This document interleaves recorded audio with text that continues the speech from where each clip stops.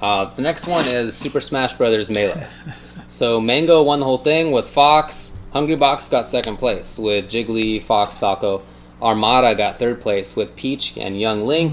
PPMD fourth with Falco and Marth. Then fifth place were Mewtwo King with Sheik, Marth, and Peach. Then Axe, Pikachu, and Fly Amanita Ice Climbers and Silent Wolf Fox were seventh place. Chillin' Fox, Pew Pew U with Marth and Fox. Plup with Samus. Leffen Fox, Westballs Falco 13th place. S2J Captain Falcon, Hacks, Fox, and Fiction with Fox. Dude, this tournament was really good. It was so sick.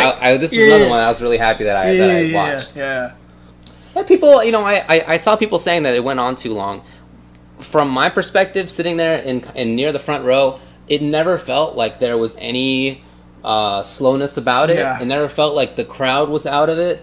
It never felt like the players were out of it.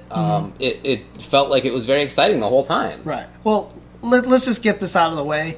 Hand warmers need some control. Because honestly, at CEO and at EVO and every Smash tournament, they take forever. And there's just no excuse for that. That just needs to be a rule implemented. But regardless of that, I thought the top 8 was just super hype. And it was. And I think one of the reasons why a lot of people thought it was long and drawn out is probably because a lot of people weren't really aware of all the storylines going into it. How PPMD had just been winning everything. Like, he had practically gone undefeated until, I think it was CEO, where he finally, like, in 2014, I think he was, like, undefeated until CEO or something like that. You know, the whole fact that Armada and Mango are fighting for best Smash player of all time, best Melee player of all time. Because they have basically, virtually an even record. And they keep beating each other. But Mango, like, Armada didn't make Grand Finals. No, man. He lost to Hungrybox. I think Hungrybox sent him to losers and eliminated him, I think right? so, yeah. Well, that's pretty convincing. Yeah, and Hungrybox, I love the fact that he doesn't even sit down when he plays. That's so sick. He stands there, and every time he was winning, he was like, I don't know how this is happening, but I'm down with this, you know? Yeah. But, you know, he prevented the Armada Mango Grand Finals, which basically, I feel like now has cemented Mango as greatest Melee player of all time. 2 EVOs in a row, and MLG. MLG in there, right? Yeah. And I tweeted this as well. You think about what Mango did. He beat 700 people and then 1,000 people. 2 years in a row. He's beat 1,700 people, right? And you're like, well, the guy who won Ultra this year beat 2,000 people, right? But if you think about it, if you split them up in 2 years in a row, that means all the good players were there twice. Right? So the 1,700 people that he eliminated in 2 years, or that he got above, is actually more impressive than just the whole 2,000. I mean, that's a crazy stat if you think about it. So Mango, I mean, I think Mango tweeted this, and it's a kind of a cocky tweet, but he's like, I could do nothing for the rest of my life, and I will be the greatest Melee player from now on. It's definitely cocky. But you know what? Is it wrong? Is it wrong? I don't know if it is, you know, and I appreciate that attitude. You know, I love that kind of attitude out of competitors. So, yeah. So what was your favorite moment of the top 8? Dude, I mentioned it already, but that Silent Axe 4-stock in less than 1 minute against Silent Wolf. Yeah, Axe against Silent Wolf. Yeah, dude, that was so sick. I keep watching the replays of it, and every time I watch, like, after it was done, I was that Seth face, you know, that everyone keeps putting in the chat. That was me, and I just got up, I turned around, and looked at everybody, and we were like, "What the hell happened?" Yeah, that got everybody on their feet. Yeah, I was hanging out next to Tubaware, and when Smash started, he was like, man, like, I don't, this game, like, and I was like, no, man, like, what, you know, he's a big Marvel fan, and I was like, if you like air footsies, like, just, like, think about this game as being air footsies, right? And as it was going on, he was getting more into it, and when that moment happened, that dude jumped up and yelled like everybody else. So I don't know, I think nice. I really like that moment because it wasn't just hype, but it seemed to also bring in some people who, like, didn't necessarily otherwise care about the game to start with. But for me, what I really liked was watching Losers Finals with Armada and Hungrybox. Yeah. There's just like I feel like oftentimes in that game, I don't know the game terribly well. I watch it sometimes, but when I watch it, it doesn't seem like there's like a projectile spacing game. It's like not really in there. It's like kind of getting close and stuff. And there's obviously footsies in there, but it's not like the spacing game necessarily. But with with those matchups that they played, that was in there. Yeah. And that's something that I really like about fighting games, and to see that in Smash combined with like the whole ledge, I thought that was really like fascinating. Fascinating set. So yeah, no, I mean, I thought Smash was amazing. You know what? I mean, obviously, a lot of Smash players, Forward, even like guys like Noel Brown, all these guys kind of got their starts in Smash, have come over to the fighting game to have come over to, you know, I don't want to call them traditional fighting games, but the Street Fighter world and stuff like that. I want to start seeing a lot of those players move to Smash. So I think it would be really cool if Smash 4 comes out and a lot of people start jumping into it. And God knows, every time I see Infiltration around Smash, he's watching it so much. And like, I talked to him, I was like, "You're gonna play Smash?" He's like, "I will play Smash." You know, I don't know if, you know, he was being serious or joking, but he's definitely very interested because of the way every time I see him watching Smash, he always looks mesmerized. So before we take a break, gotta mention Prague, I think. Oh, yeah. Oh, God. Dude, I was crying so much. Were you really? I was crying so much. Yeah? So when Duran, when D1 got up there and started talking and he started crying, I was just like, and then Prague ran up there and was like, "I'm not going to cry." And then he started crying. Dude, that was it. Really? I was crying so much during that. Oh, no. So Prague, one of the premier Smash commentators, I got to commentate with him last year for Top 8. So that was super exciting for me. I mean, he's like, "I got to commentate with..." No, dude, I got to commentate with him. The man is legendary in Smash community, and he's amazing because he does so much for the community. Yeah. He does all this work, but unfortunately, he has health issues, right? So a lot of times, like at MLG, he was supposed to commentate. He actually didn't commentate that much. At the Smash Invitational, he was supposed to do a lot of commentary. He didn't commentate that much because he just hasn't been feeling physically well. So he determined that EVO 2014 was going to be his last commentary event, and the Canons were gracious enough to give him a Canon Award for contributions to community. And yeah, I thought that was a beautiful way to end. I mean, hopefully not permanently, but, you know, just for this time period, end his commentary career. I was super glad he got to do it with D1 because they're basically like, you know, they're the team. You know what I mean? They're the team for Smash, so it was super cool to see. Yeah, so I agree on all counts. Yeah, and I cried like a baby. Yeah, dude, I was bawling. So sorry, I get emotional. I know. That's cool, man. That's cool. Yeah. Well, you want to take a break? Sure. Come back. We'll talk about, see what's up next on the docket here. Up next is Killer Instinct. All right, we'll be right back.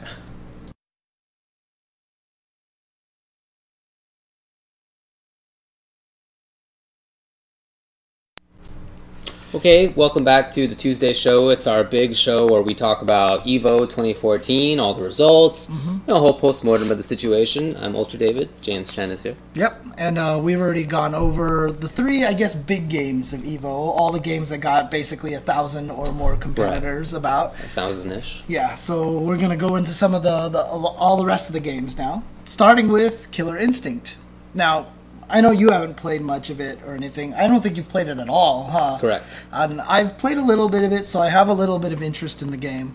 And I thought the Killer Instinct... Well, first of all, shout-outs again to Seth Mussey and the artist that he got. He got someone to draw custom art for the intro. So nice. Which he got to do, like, all these 3D effects on. He, like, puppeted it somehow. It was so That's cool. awesome. It was really cool. But again, I thought it was really fun to watch.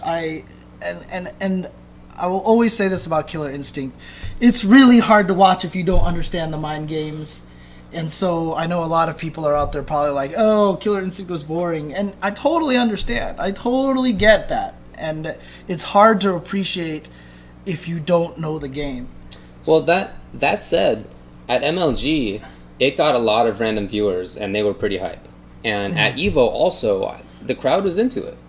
Right? I mean, and I don't know. I mean, I don't know everything about that game for sure. Right. And I think a lot of people were in that boat. But you could still see, you know, the footsies aspect to it, which is really cool. The mix-ups are obviously in there. You know, you could you could tell, like, if there's a combo break, you see it. Like, right. You don't know the individual, like, is he going to do, like, what linker or whatever? I don't know what that stuff is. But, you know, you still get a pretty good idea of what's going on. I mean, to me, okay, well, let's go over the results. The top 16 here. Sure. CD Jr. won the whole thing. He played Sudhir.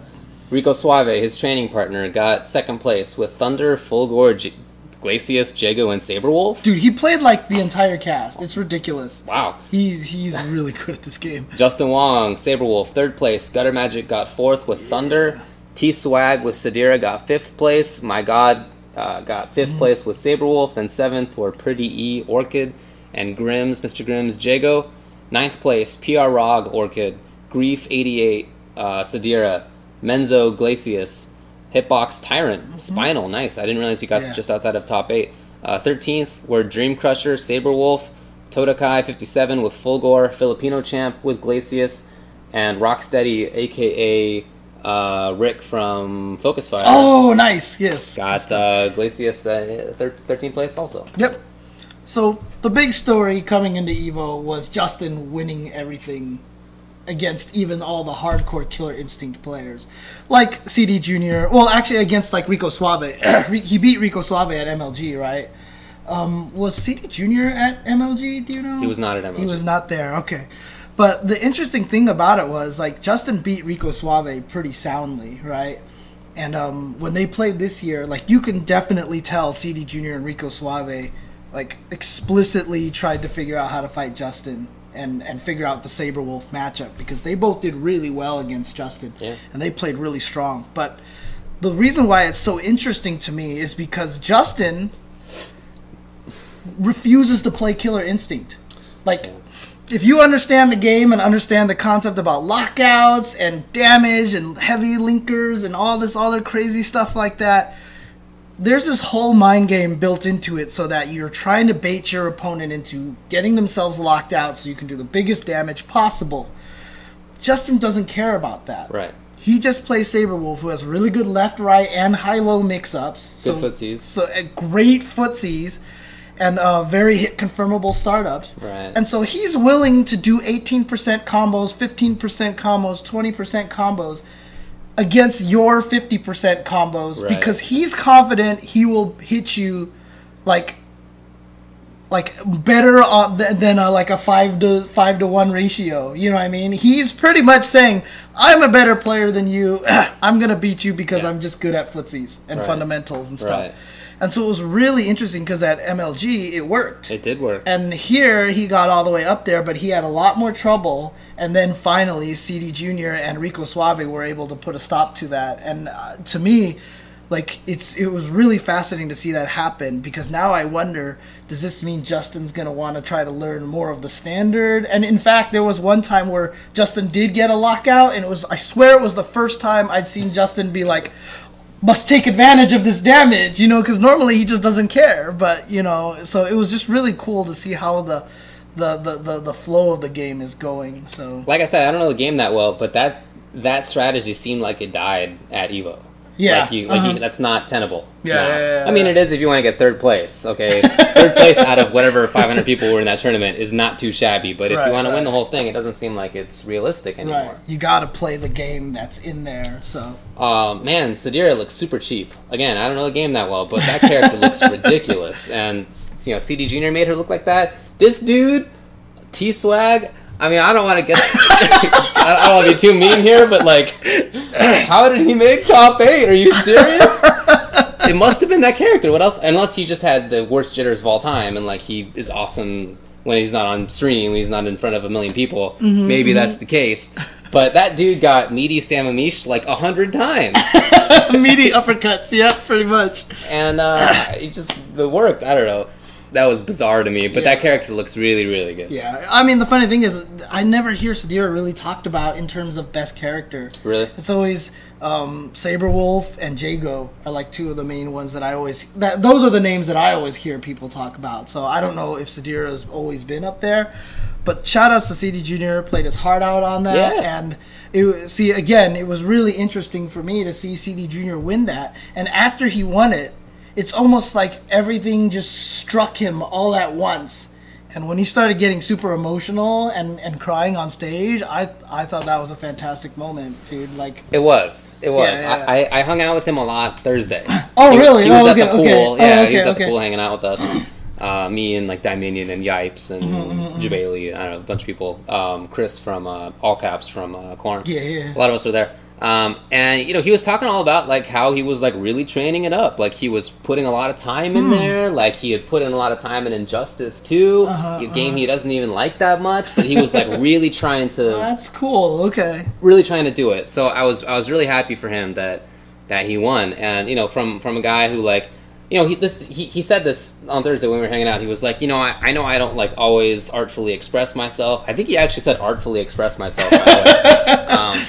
So he can do it. But he was like, I know I don't always, come off like how I should, but like I really want to do well. Like I really like it's very important to me. So I was really happy for him. Yeah, I mean, and that's the thing is when you work that hard and then you win. And when it has that production value and when you see the scope, when you win and you stare out and you see a sea of people knowing that also that there's 80K people watching you on stream and stuff like that, you can't help but get emotional in that situation. So absolutely shout outs to CD Jr. I thought he played fantastic. He totally deserved to win and I was super happy to see him take it. So yeah. Okay. Definitely agree. Pretty good character variety, it looks like. Let's see. Sadira, Everybody, Saberwolf, Thunder, Sadira, Saberwolf, Orchid, Jago. I mean, there are only 8 characters in the game. Yeah. Spinal and Rico played like all of them. Yeah. And I heard he's learning Spinal now. So, He's very talented. Yep.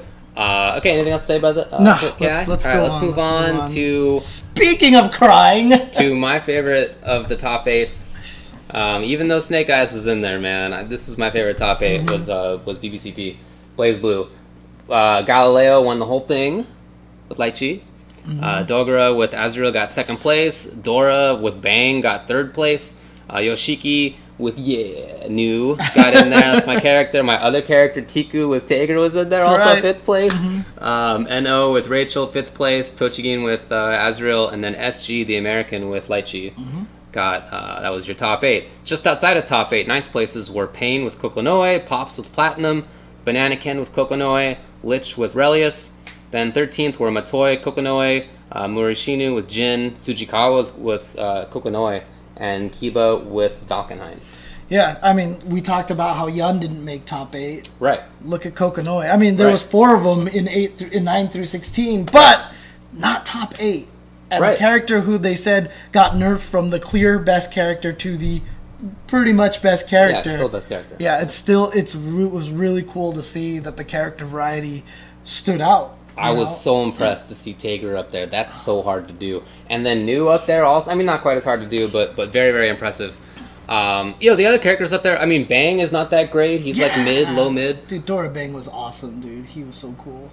We'll talk about the gameplay in a bit, but the personalities of all the players, I think, in that top 8 were amazing. You had some cosplayers, some people who were cosplaying. Obviously, that grand finals between Dogura and Galileo was like one of the most emotional sets, I think, of all time at EVO. I think it's the most emotional fighting game set I've ever seen in my life. Like, I can't even... Like, there were so many tears from so many different angles, and that... I mean... Seeing how, like, it was the hold back to block, right? They put out different little videos, and he put out a video of Galileo's run, right? And you just see the emotions of just him, like, screaming when he would make these comebacks and wins.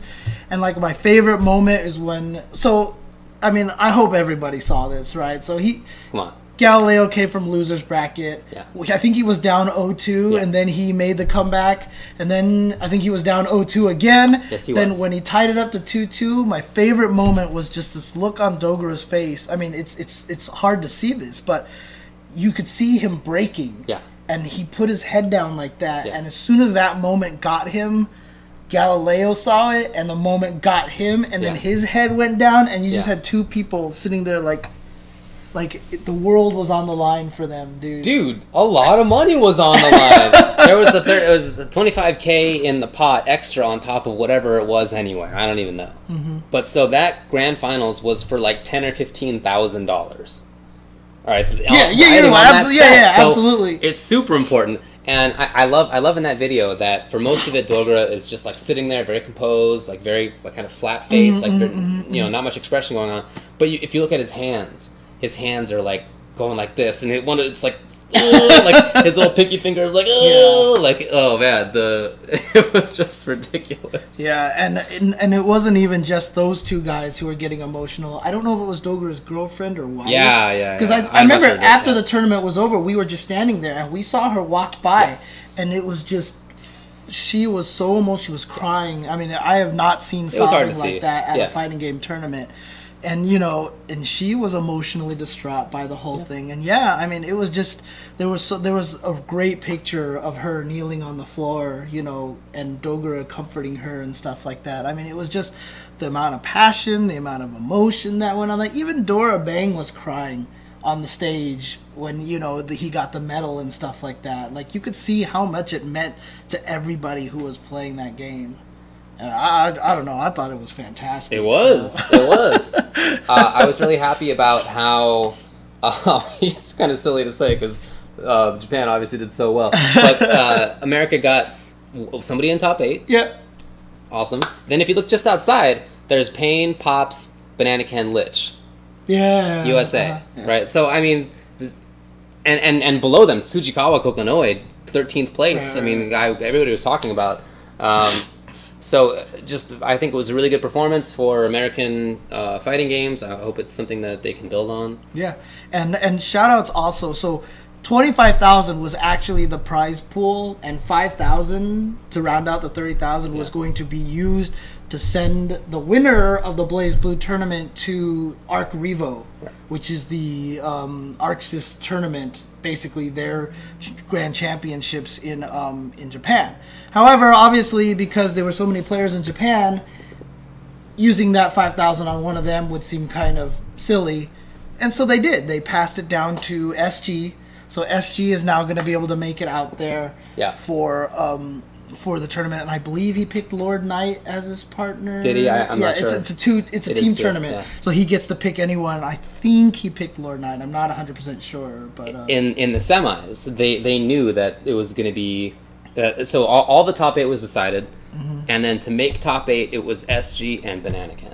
And they knew, winner of this one, not only are you top 8 at EVO, but you're going, you're getting that 5K, and you're going. So that was ridiculous. Like that, there's so much hype. It was the same kind of thing as, on a lesser scale of Galileo and Dogra, but same kind of thing where when SG won, you could see the emotion, all his friends ganged up on him. Banana Ken, meanwhile, is kind of skulking away. Dude, there was so much emotion there. But I mean, let's talk about this a little bit more outside of Blazblue. What do you think that this did for Arcsys Games? I don't even want to call it anime games because I hate that term. Yeah. What do you think that did for Arcsys Games? Well, I've been seeing on Twitter a lot of people who I don't associate with this kind of game talking about who should I use. I've seen a bunch of that. People who play Injustice, people who play Street Fighter, people who play Marvel. They're all talking about picking up the game or at least kind of investigating the game, which is great. I only picked it up myself this year. I mean, I don't want to characterize myself as some long-time player or anything. It's recent for me too. So I think it's awesome that it's having that effect. It really seems like it is. Yeah, and it definitely brought it to a lot of new people. And honestly, shout-outs again to members of the community, Dacid Bro and Shia Plus. Yeah, they did fantastic job for the comedy. I actually haven't heard Chinese it David yet. and White James. Yeah, exactly. I mean, not Chinese James and White James. Yeah, the other White David and Chinese James. I mean, the white one. Yeah. You're not white. Okay, fair enough. But I mean, I haven't seen the commentary yet. I've listened to parts of it. And they brought perfect amounts of hype and knowledge and just telling the story and stuff like that. So, I mean, shout outs to them for really helping paint a picture and doing a lot for that community, for the top 8. So yeah. Even Mori, the guy who's like behind Blazblue, he was crying at the end. Yeah. So that's really cool for me to see, because if you recall this story at SoCal Regionals, when Payne hit Breaker Dave with just like such a BS Kokonoi combo, like unbreakable 9,000 damage or whatever, unburstable. He was laughing. Yeah, right. So like he was like snickering, kind right. of. Yeah. So like the change in emotion for him, I think was really interesting. Yeah, and this is the creator of Blazblue, right. basically. Yeah. And so, you know, they're rebalancing the game again, and I hope that he'll like design it with a more to an eye of the game balance, of competitive balance. Yeah. Not nerfing Tager, etc. Right. So like, I really hope that this moment helped him do that stuff. Yeah, he was on the Nico stream after the tournament was done, and you could see him. He was sitting there. He could see how emotional and how serious everyone took it, and so yeah, he was crying too, and that's a really good sign. It's a really good sign. Just like we forgot to mention this, but before Smash, dude, they had a video from Reggie Fils-Aimé. He did a video specifically for the Smash community and used, I guess, an inside joke, like a meme from the Smash community that nobody who wasn't in the Smash community. I mean, all it did was out us for not having seen the documentary yet. I haven't seen it because they explained it in there, but it trended and everything. I mean, it's just great to see him. Harada-san was there, obviously. Ono was there, and see all the creators. Ed Boon was up there to show some new stuff for Mortal Kombat X and such. All the guys out there, so it's great to see that it's starting to get to that point where I think the creators themselves realize how important the scene is, and now maybe they'll understand why these games need to be as balanced as possible. Hope so. Yeah. Really hope so. Man, Tager against New, not easy. Dude, not easy. But see, here's the thing, right? So for a game like BlazBlue, it's just like Street Fighter. You're going to expect bad matchups because there's a lot of characters in that game, right? Of course. So, I mean, Tager has a million bad matchups. Right. But it would be nice if he didn't have a billion bad matchups, right? Yes, right. It would. Right. So let's buff some Tager. I would love them to see them buff Amane, because I just know Amane is not a great character. That's the character that I've thought about using. It's either that or just go with Taukaka, who's pretty straightforward, right? So, but anything else to say about BB? Play anime games, dude. I hope this leads to Persona and Guilty Gear, because obviously there's a new Persona coming out. Guilty Gear X is coming out. God, that game looks Under Night's coming out in like a few days, 2-3 days. So, you know, the reason, if people are wondering why I don't want to call them anime games, is just because, like, I even consider, like to me, Marvel is closer to these kind of games than they are to Street Fighter games. Oh, right? yeah. So I just don't like the whole like Air anime. Dashers. Yeah, Air Dashers or something. So unless you're like me and you play an Air Dasher with the character who doesn't have yeah, fair enough.